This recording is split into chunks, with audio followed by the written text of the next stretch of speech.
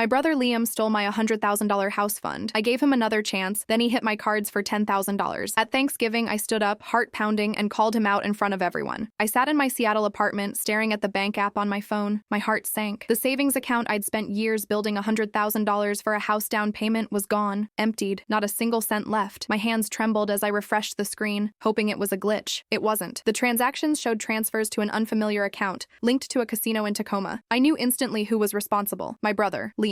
It started a few weeks ago. Liam, always the charming one, came to my place in Capitol Hill, asking to borrow my credit card for takeout. His card was locked, he said, flashing that boyish grin Mom and Dad adored. I handed it over, trusting him like I always had. Big mistake. He didn't order pizza. He accessed my savings, drained every dime to pay off his gambling debts. That money was my dream, a cozy house in Fremont with a little garden, a place to call my own. Now, it was gone. I locked myself in my apartment, fury boiling over. I grabbed a bottle of wine, poured a glass, and let the tears fall. How could he? I'd worked overtime at my marketing job, skipped vacations, saved every penny. And Liam, my older brother, the one who used to carry me on his shoulders at Pike Place Market, had betrayed me. I sent him a text, my fingers shaking. I hate you. You're dead to me. Harsh. But I meant it. The next morning, my parents, Robert and Linda, showed up at my door. They live in Bellevue, a short drive away, but their visit felt like an ambush. Mom's eyes were red, like she'd been crying. Dad stood stiff, arms crossed. Emma, you need to forgive Liam, Mom said, her voice soft but firm. He made a mistake. Family's more important than money. I stared, dumbfounded. A mistake? He stole $100,000. That wasn't a spilled coffee. It was my future. I snapped. Of course you'd say that. Liam's your golden boy. My voice cracked, echoing in the small living room. Mom started sobbing, but it felt manipulative, like those crocodile tears she'd pull when I was a kid. Dad tried to calm things down, saying Liam was struggling and needed support. Struggling? I was the one struggling now, stuck renewing my apartment lease instead of signing a mortgage. I told them to leave. If you're choosing him over me, you can go to hell too, I said, slamming the door. Days turned into weeks. I avoided their calls. My parents kept texting, saying they missed me, that I'd regret cutting them off when I'm older. I fired back, reminding them why I wasn't visiting Liam. They'd bring up memories of us as kids, like when we'd build forts in their Bellevue backyard. It hurt, but it didn't change what he did. That $100,000 took me 5 years to save. Late nights at the office, no fancy dinners, no trips to Hawaii like my coworkers. Gone in a day. I threw myself into work, trying to rebuild. My apartment felt like a cage, a constant reminder of the house I couldn't buy. I'd walk past Fremont's cute bungalows, picturing the life I'd planned: a dog, a porch, stability. Liam didn't just steal money, he stole that vision. My parents kept pushing, saying family was forever. But what about my dreams? Didn't they matter? I started drinking more, alone, staring at my phone. Liam sent a half-hearted apology text,